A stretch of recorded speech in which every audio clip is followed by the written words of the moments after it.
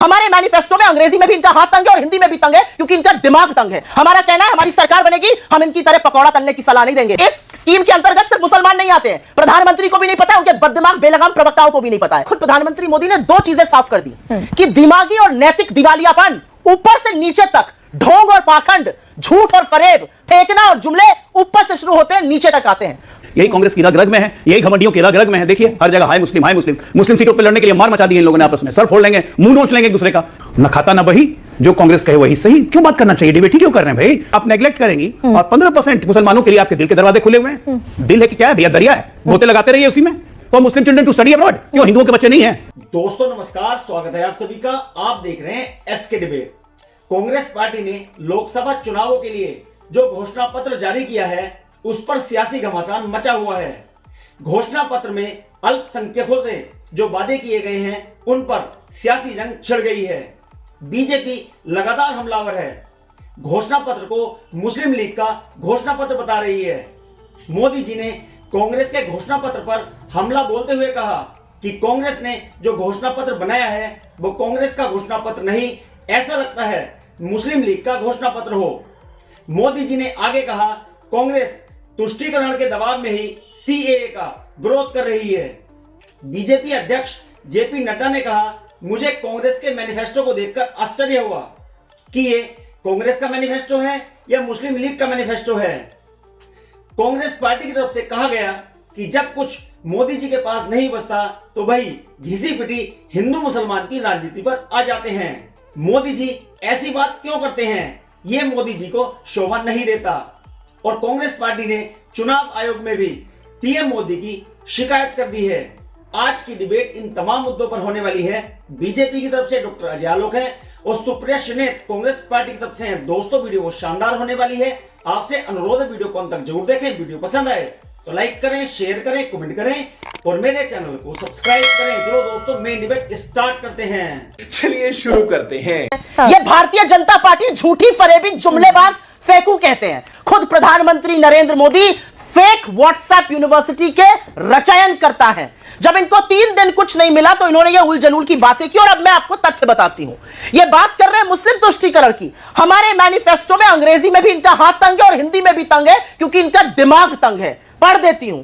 We will encourage reform of personal laws. Such reforms must be undertaken with the participation and consent of the communities involved.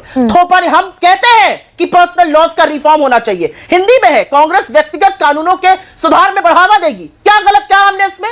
Maulana Azad की जो scheme है scholarship की, उसमें Muslims को, उसमें सिख को, उसमें पारसी को, उसमें बुद्धिस्ट को, उसमें क्रिश्चियंस को मौका मिलता है। जाकर देखिए इक्वल डिस्ट्रीब्यूशन स्कॉलरशिप्स का। क्या गलत कहा हमने? ये इनके लिए माइनॉरिटी मुसलमान है, हमारे लिए माइनॉरिटी वो वर्ग है जिनका रिप्रेजेंटेशन। लेकिन कर्नाटक में आप सिर्फ मुसलमानों को 4% आरक्षण देते हैं। सुप्रिया, सवाल उठेगा कि नहीं उठेगा?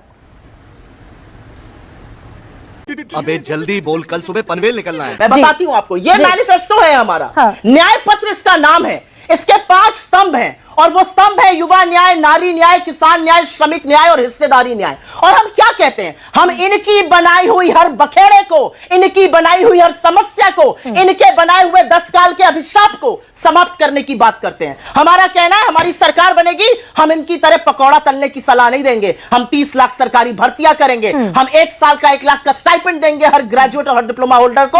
हम पेपर लीक के खिलाफ स्ट्रिंजेस्ट कानून बनाएंगे कि हाड़ कांप जाए। कांग्रेस विदेश में अध्ययन के लिए मौलाना आजाद छात्रवृत्ति को फिर से लागू करेगी और छात्रवृत्ति की संख्या बढ़ाएगी। इस स्कीम के अंतर्गत सिर्फ मुसलमान नहीं आते हैं, प्रधानमंत्री को भी नहीं पता है, उनके बददिमाग बेलगाम प्रवक्ताओं को भी नहीं पता है। इस छात्रवृत्ति के अंदर बुद्धिस्ट आते हैं, जैन्स आते हैं, क्रिश्चियंस आते हैं, पारसीज आते हैं, सिख्स आते हैं। इनको पता ही नहीं है माइनॉरिटीज क्या है। कर्नाटक का जो रिजर्वेशन है, मुस्लिमों को 4% आरक्षण दे दिया आपने। कर्नाटक में बीजेपी आई, उन्होंने खत्म कर दिया। क्यों करते हैं आप? आती हूं। पहले मैं बात करूंगी अपनी, जिसके लिए ये बेउत्तर है, निरुत्तर है, इनके पास एक शब्द नहीं है। और मैंने कहा इन्होंने इस देश पर बेरोजगारी का अभिशाप लादा। आज हर घंटे 2 युवा आत्महत्या कर रहा है। हम कहते हैं 30 लाख सरकारी नौकरी देंगे, 1 लाख का स्टाइपेंड देंगे, पेपर जो लीक होता है उसको रोकेंगे और अग्निवीर को उखाड़ फेंकेंगे, वापस जैसे नौकरी बहाल होती थी करेंगे। कर्नाटक का प्रश्न मुश्किल है क्या सुप्रिया? अरे एक मिनट रुक जाइए, मेरे मैनिफेस्टो पे चर्चा है, मुझे तो बोलने दीजिएगा, 30 सेकंड तो बोलने दीजिए, चर्चा तो मेरे मैनिफेस्टो पे है। और उसके बाद हम कहते हैं कि हम किसानों के लिए एमएसपी की कानूनी गारंटी देंगे, उनकी चीजों को जीएसटी से मुक्त करेंगे, खाद, बीज, कीटनाशक इत्यादि। हम कहते हैं हम उनका कर्जा माफ करेंगे, इनकी तरह 16 लाख करोड़ पूंजीपतियों का माफ नहीं करेंगे। और कर्नाटक का जवाब है सुप्रिया, मुझे यह बता दीजिए, कर्नाटक का जवाब है आपके पास? बीजेपी के पास हाँ बिल्कुल है, बिल्कुल है। कर्नाटक का जवाब दे दीजिए कि अगर मैं ये पूछूं आपसे कि आप क्यों 4% हमारे मैनिफेस्टो में किसी भी 4% आरक्षण मुसलमानों को क्यों देंगे आप कर्नाटक का?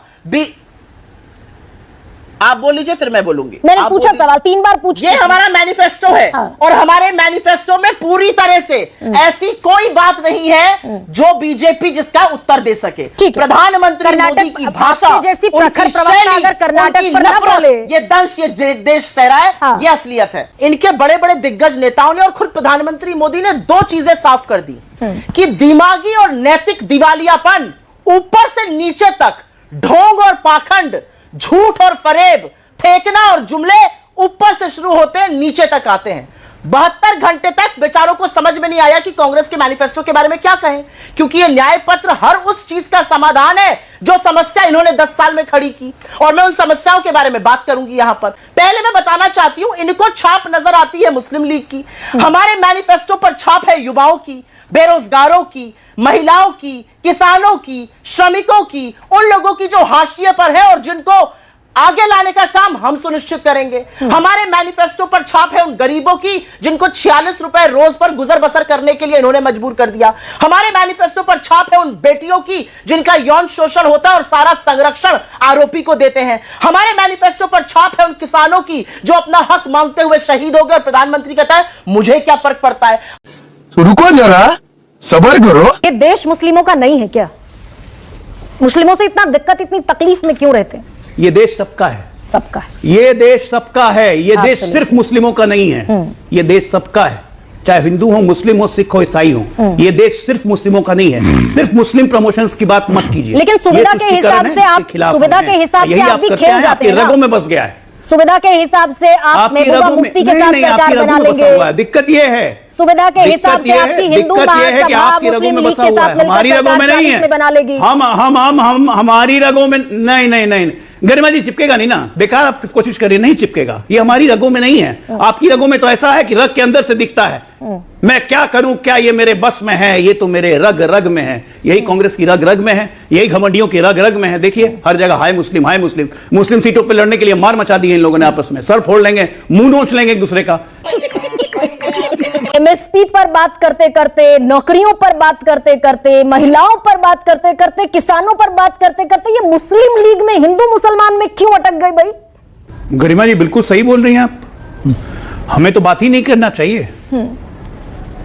कांग्रेस पार्टी जो कहे वही सही, न खाता न बही, जो कांग्रेस कहे वही सही, क्यों बात करना चाहिए, डिबेट ही क्यों कर रहे हैं भाई? कांग्रेस पार्टी है, देश के बारे में कुछ भी बोल सकती है, उनका विजन है देश के बारे में, देश को ऐसे ही ले जाएंगे। जरा निकाल के देखिए तो 1952 से लेके आज तक के मैं घोषणा पत्र में जा रहा था, 48 पेज के डॉक्यूमेंट में आज तक मुझे एक पन्ने का सिर्फ मुसलमानों पर डोजियर तो आज तक दिखाई नहीं। अभी ने आपने जितनी बातें बोली कि क्या क्या लिखा है मुस्लिम तुष्टीकरण के लिए, जरा आप मुझे निकाल के इनके कांग्रेस फाइल के निकाल दीजिए, 2019, 14, 9, उसके बाद 4, 99, 98, 96, एक पेज का मुस्लिम लिंग्विस्टिक, माइनॉरिटी लिंग्विस्टिक पे एक पन्ने का डॉक्यूमेंट्री एविडेंस तो आज तक कांग्रेस पार्टी ने नहीं दिया।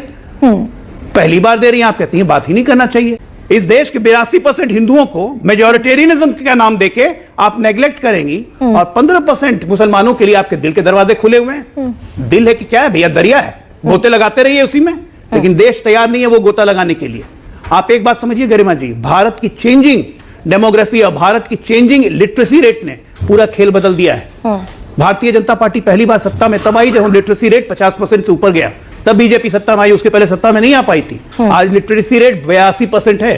ये हिंदू मुस्लिम तुष्टीकरण करके कोई पार्टियां लंबी नहीं जा सकती है, और हम अपोज करेंगे। क्या बात है सर, क्या बात है सर, क्या बात, ये बात है। हम ये कह रहे हैं कि we will ensure scholarship for Muslim children to study abroad. क्यों हिंदुओं के बच्चे नहीं हैं?